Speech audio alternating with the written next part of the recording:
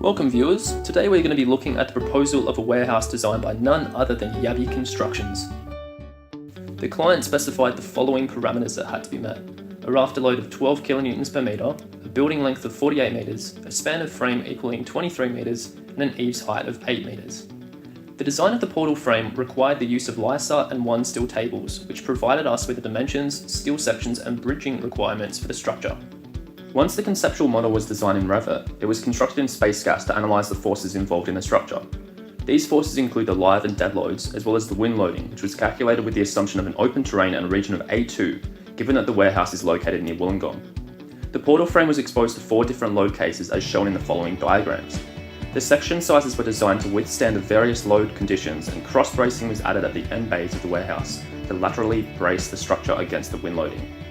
Once the warehouse design was constructed and the restraints were added, a buckling analysis was conducted and the structure was analysed. This allowed the members to be designed according to AS4100 to see if the original section sizes were adequate. It was found that the conceptual model was over-designed as shown in Table 1. On the left we can see the section sizes for the columns and rafters that were initially calculated using Table A1 from Lysaght, while on the right we can see the section sizes that were determined using space gas. The steel connections were then generated using space gas. Details such as bolt spacing, size and strength were considered, and were influenced by the size of the plates, which in turn was determined by the steel section sizes.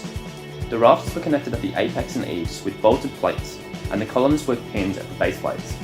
It should be noted that the structure was designed according to 5.92 metres spacing between frames.